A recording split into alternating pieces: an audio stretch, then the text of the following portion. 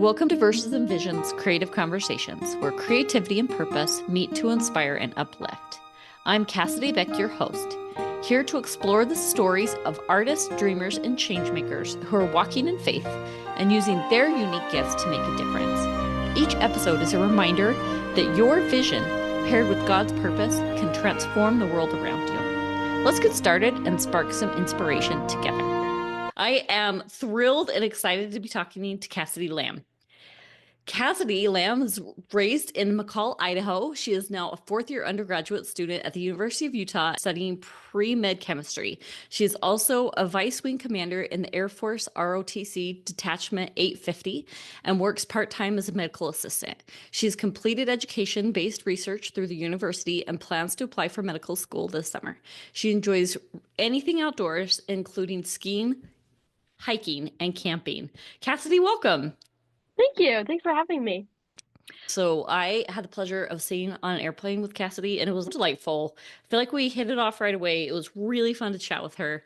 I asked you this already, but how old are you? I'm 21. It is incredible that at 21, just the drive and ambition and plan you have for your life. My first question is, how did you arrive where you are with such distinct vision of what you want for your life? I think it all comes down to my parents and my community, if I'm being honest.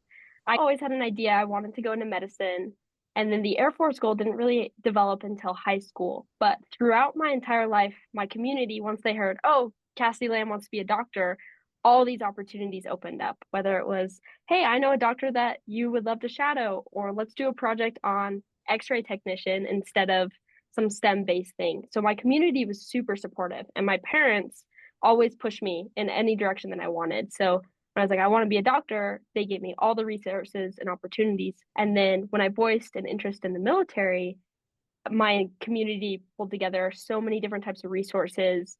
I talked to so many different people about the scholarship, the different types of branches, anything like that. Support of whatever goal I wanted kept me on that path, and it just helped develop my vision. I'm very fortunate that my small town of McCall, Idaho, and my parents have been super supportive along this path, kind of helped me keep being so driven. That's incredible. That's really awesome. If I remember correctly, you do not come from a military background.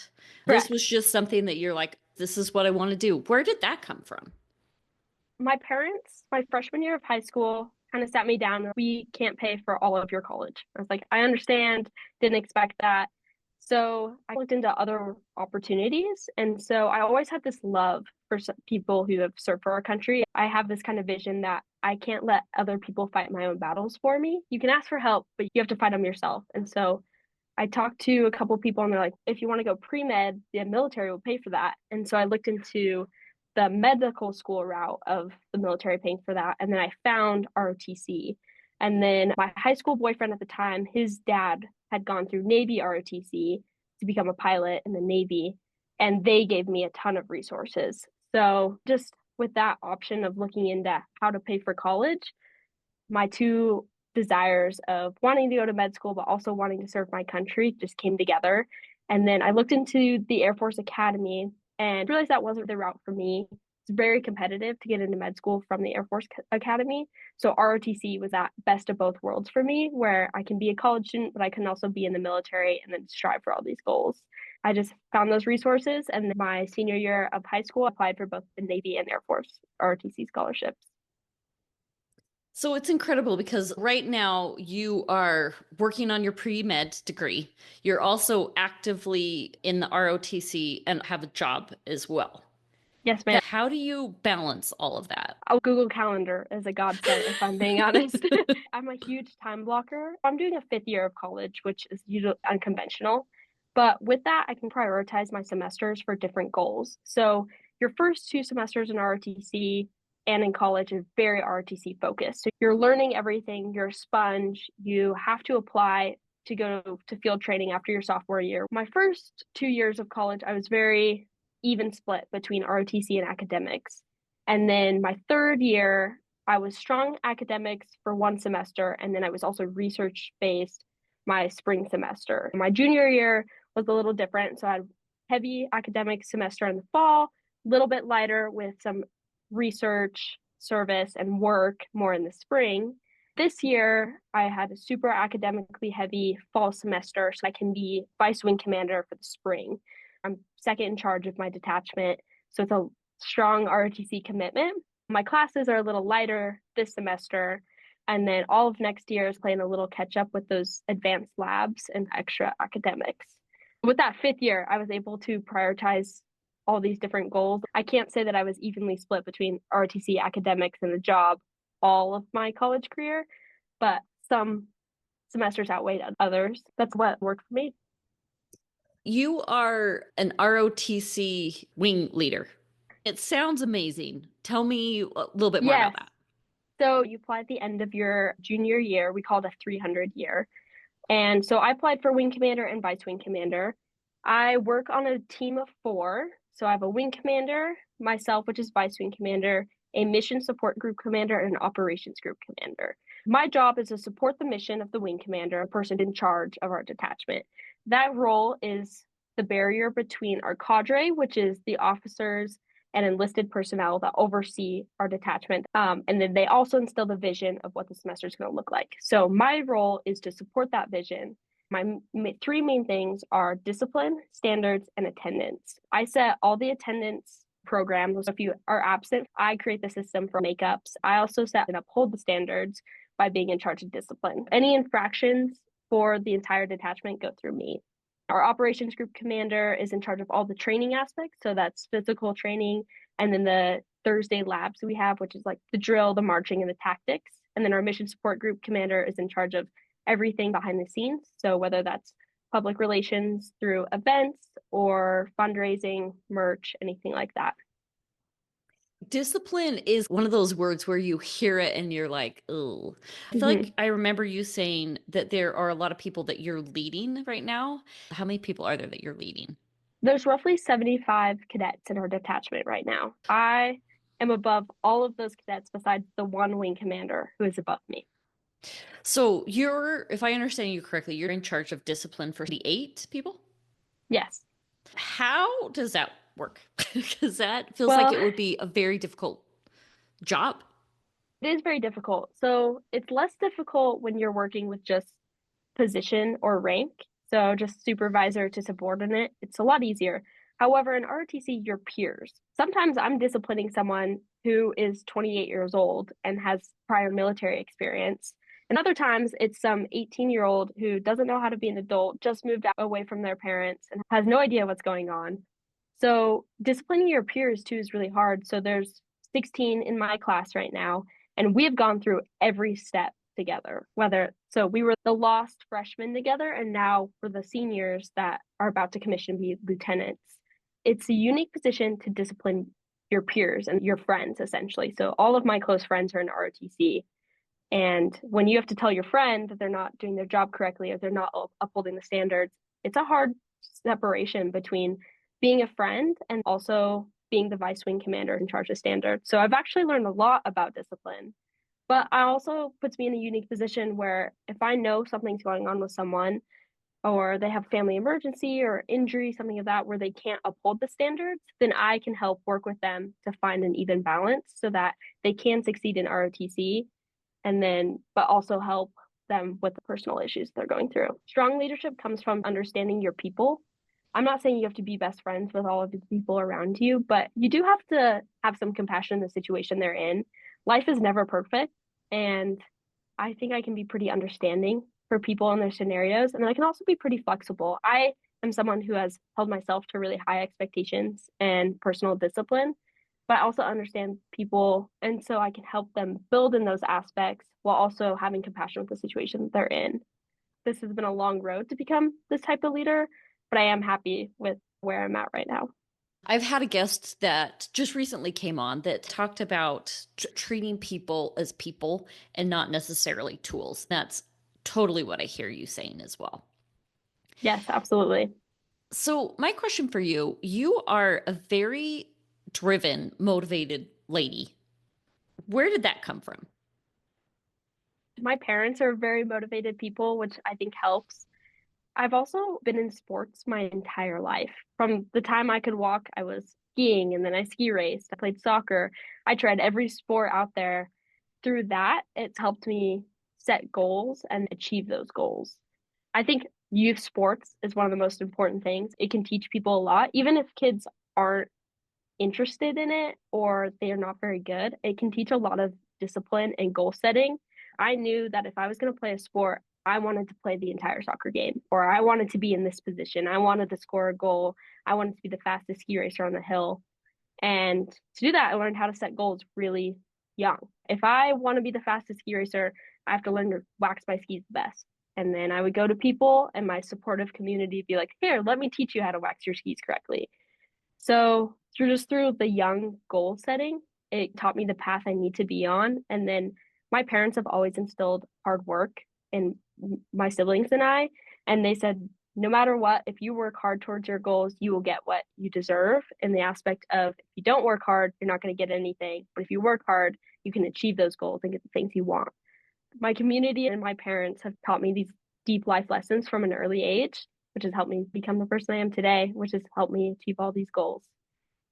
I think that's part of why I connected with you. I am a personal life coach, and I think it is a goal setting program. It's having someone be accountable and you looking at your life and being like, okay, this is my next stage, and then meeting back together and reporting and having that accountability. I feel like goals are vitally important to making progress. Let me ask you, serving in the military as a woman, tell me a little bit about that experience. What's that been like for you? It's definitely a male dominated field, which I knew going into it. I had this view that I have to fight my own battles. I've been given so many opportunities through my community, my parents, the school, ROTC, every aspect of my life. I've grown up a very fortunate kid. I've never had to worry about my house getting blown up or power going out due to other countries invading us, stuff like that. So I knew my reasons of wanting to be in the military was to make a difference and give back for all the opportunities that I was given. So I used that as fuel to stay in this male dominated field. And I will admit it's hard sometimes, especially my class is 16 and there's only two women and I'm one of them. And my freshman year, my first semester, where you're in a flight of 20 people, I was the only female in my flight. It's a little difficult where you're in with these strong men who have a lot of opinions and are pretty loud and egotistical.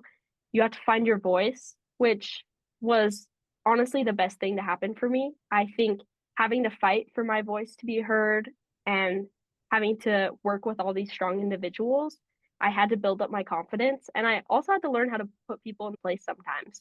Where there was a moment in ROTC where no one is respecting me because I haven't earned that respect. So I had to be confident, stand up for myself, earn that respect. And now I don't have any issue with it within my group that I am currently with. I know I'll have to do that same thing when I move locations. It's just how it is as a woman, I think, in very male dominated fields. But I'm a lot more confident as a woman. And I think it has to do with being in that male dominated field and finding that confidence.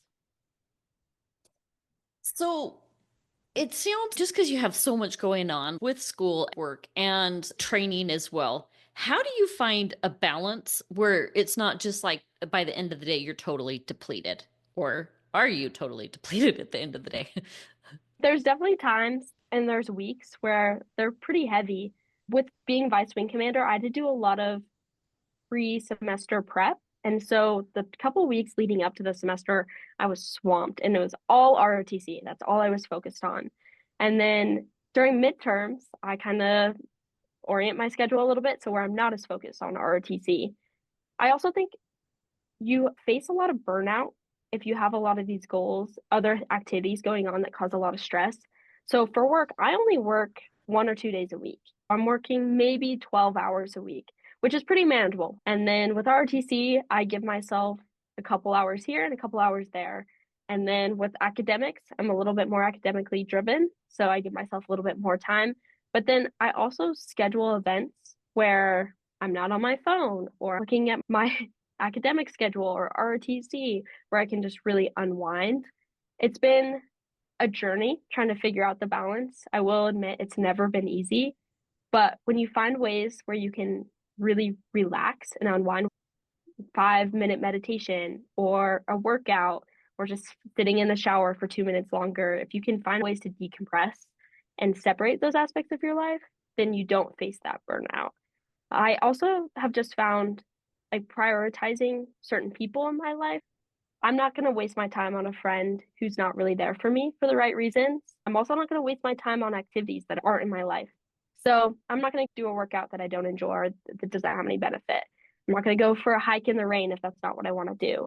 But then I also put those things that I do love and do help me unwind in my schedule where I'm like, okay, Sunday for 4 hours, I'm going to do only workout and being outside, and I'm not going to pick up any ROTC calls or any academic assignments. You do have to prioritize your own well-being because, especially for college students, burnout is a huge issue.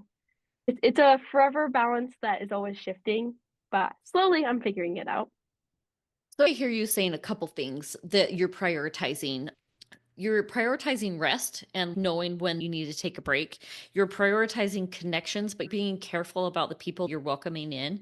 I also heard you saying that in addition to rest, like some disconnection, that you were unplugging. Is there anything else you want to add? No, I think you hit the nail on the head. You have to prioritize things based on how you feel. Some days I won't have that rest and unwind period because I am so motivated and productive that I don't want to end my productive cycle.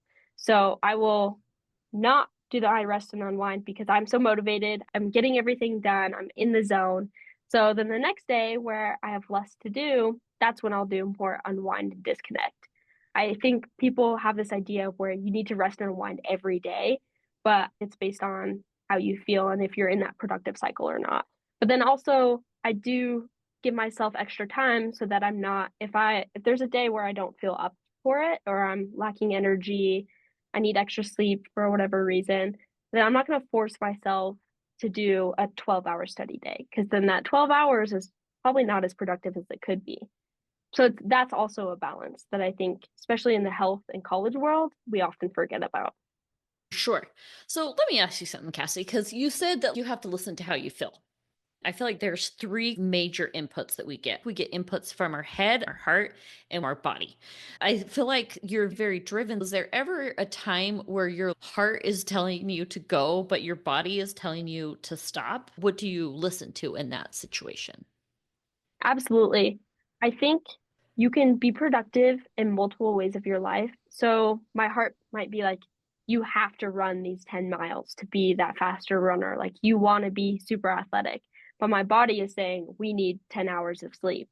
So maybe I don't run 10 miles, but I go on a 2-mile walk. And then my heart is okay, you're reaching these goals. Like we feel good about ourselves and my body is not dying, but it's also getting some of that active recovery that it needs. And then my head is saying we're on the path to our goals. So it's not always taking one or the other, but finding a compromise in all aspects of your life. For our audience and our listeners that are still trying to find their footing or their way, what would you say to them that has helped you? I say yes to every opportunity, especially the uncomfortable opportunities. Like ROTC and college and being away from my family and everything that looks really good right now was an uncomfortable situation. And to get out of those uncomfortable situations, I had to be even more uncomfortable, especially when it came to my own ability.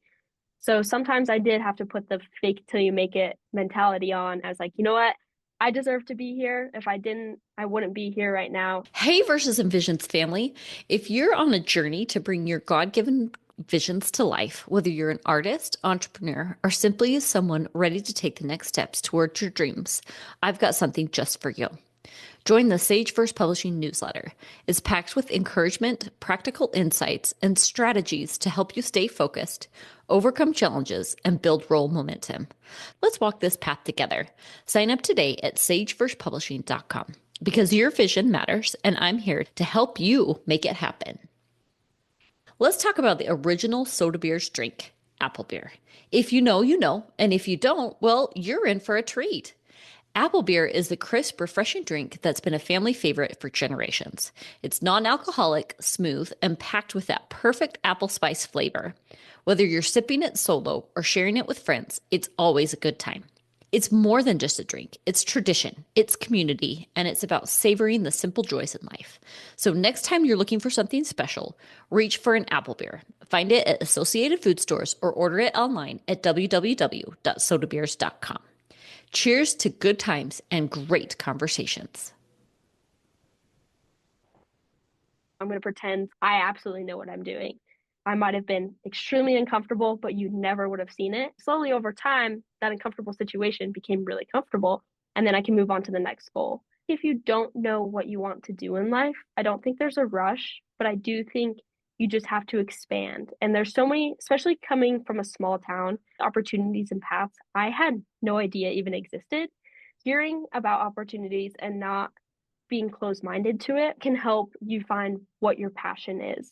I don't think there's any harm in taking a step and realizing it's not for you, because any roadblock or feeling that doesn't feel right, it's just moving you in the right direction for what you're actually meant to be and what you're meant to do with your life. So reach out, say yes to every opportunity. I think you can't go wrong. If anything, it just causes more growth.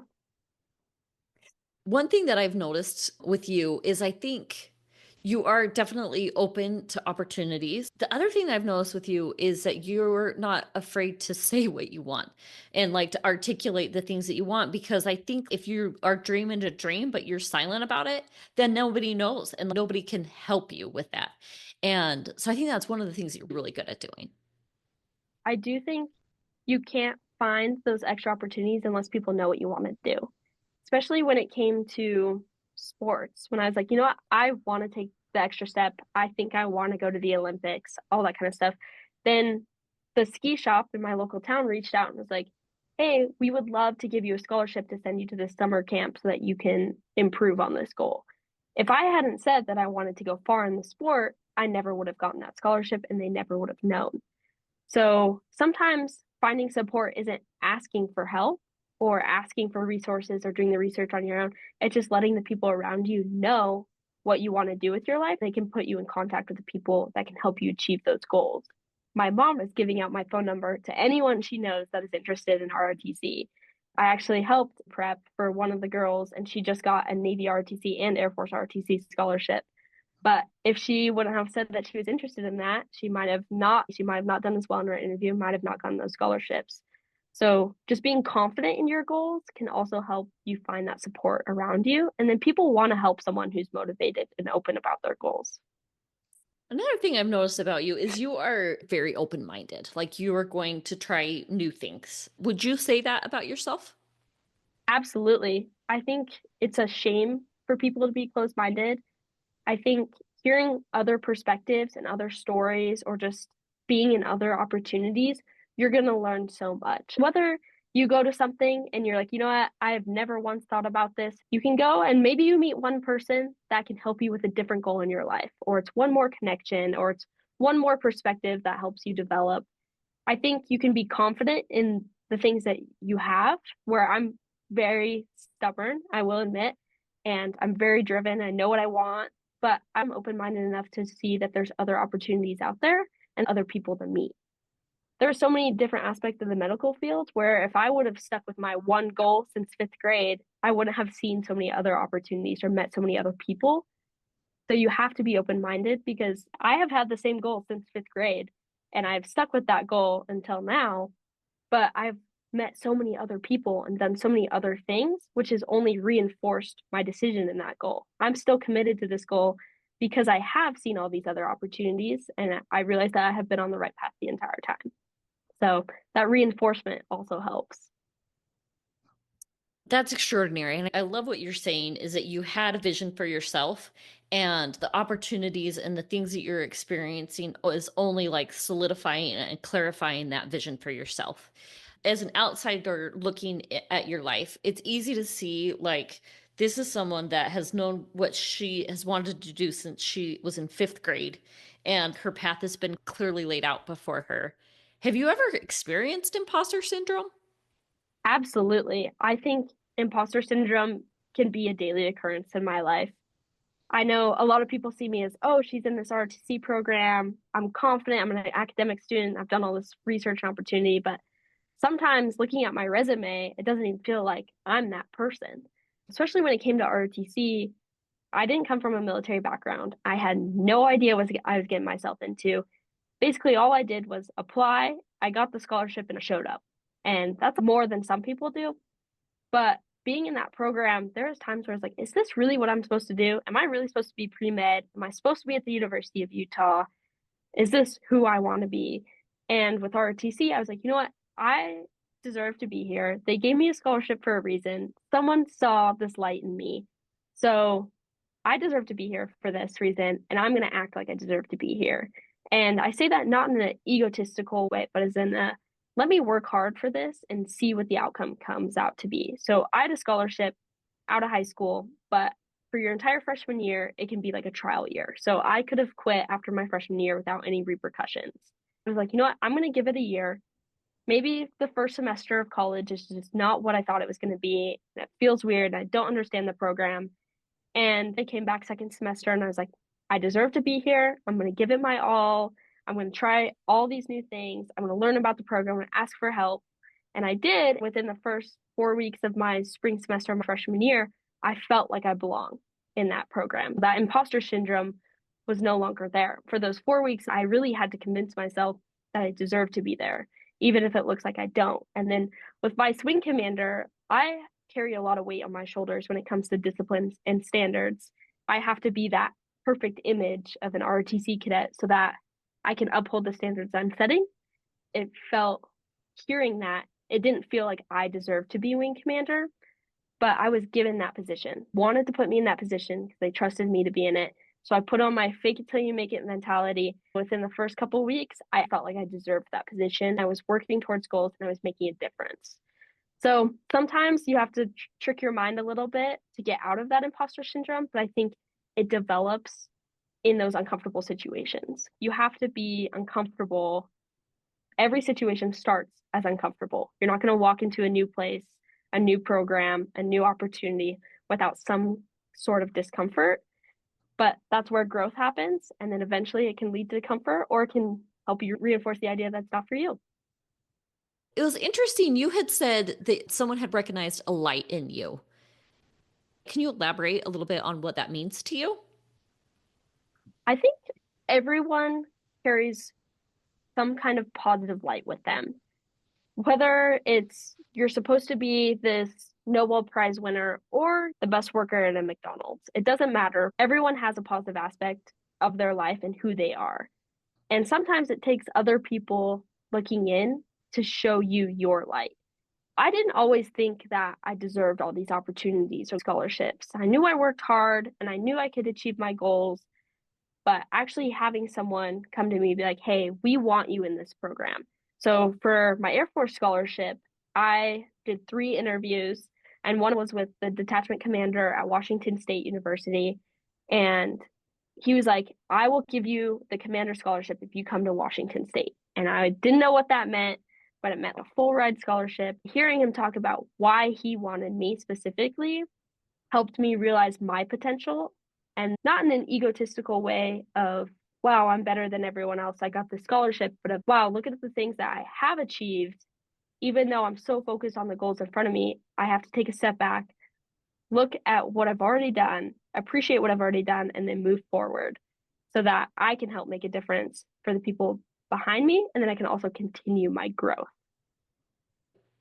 I believe that there is a desire to create within each one of us. Is that something that you've experienced?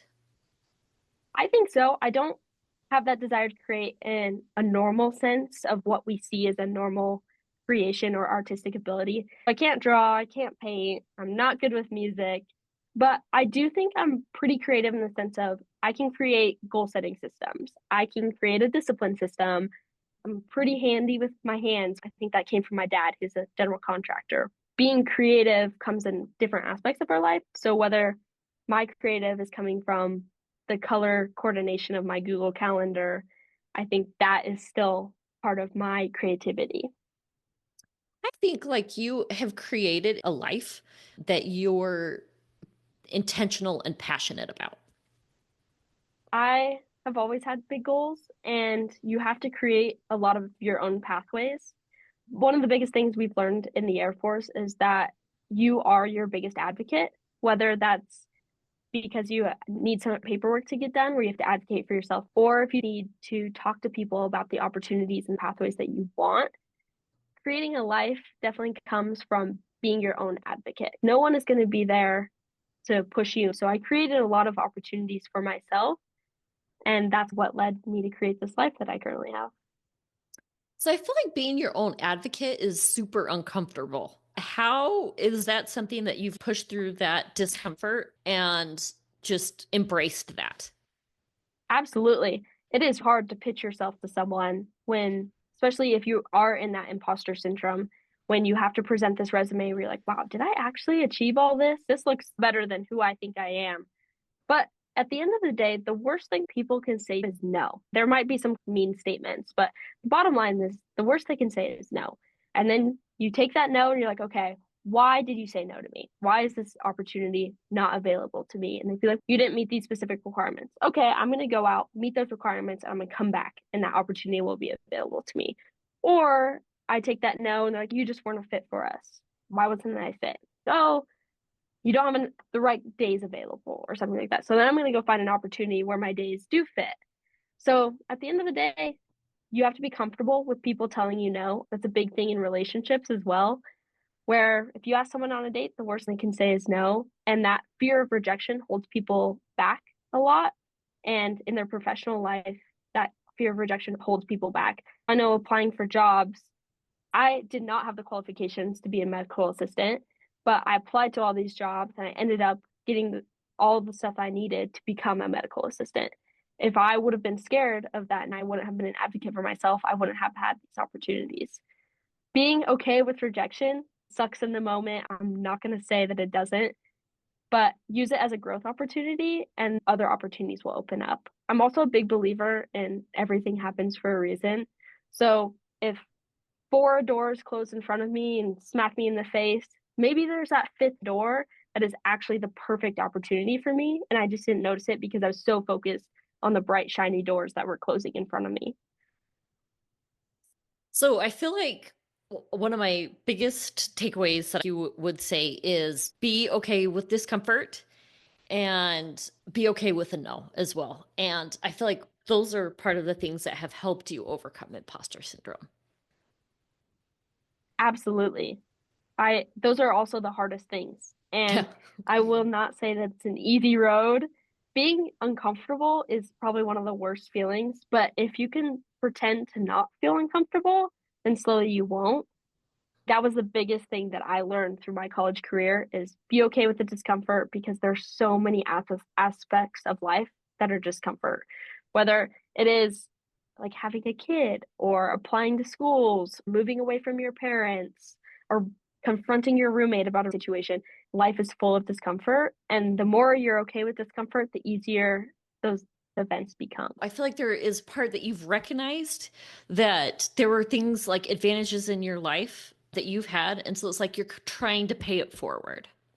I grew up very spoiled and fortunate, not in the sense that I grew up wealthy, but I grew up loved and supported through my community, my parents, and the people around me. I was given every opportunity that they could. And now that I have succeeded in some of these goals and these opportunities, and I have all this extra knowledge and experience, I just want to give back so that those opportunities and those doors open for the generations behind me. With my new experience and knowledge, I can create new opportunities for other people. I think the best kind of people and leaders out there are the ones that are using what they know and what they have to improve for the next generation. And that's where I'm trying to take it. That's part of the reason I joined the military. It's part of the reason I want to go into the medical field so that I can give back and help all these people that are behind me. I do hope the next person after me is better than me and because they use my experience and knowledge and help. I think that's where we have to go as a society. To all the people that have helped me along the way, they deserve the utmost credit because without my community, my parents, the people around me, I would not be where I am today. I'm so grateful. I will always admit it. I can't thank these people enough. That's beautiful. And I feel like that recognition, when you hear people that are self-made, like that's not a thing. Nobody is entirely self-made because we are all a community. And I love your perspective so much. I love your wisdom. I love your perspective. Cassidy, thank you so much. It's been an absolute pleasure. Thank you for having me. Thanks for tuning in. Until next time, keep creating, keep dreaming, and keep bringing your visions to life.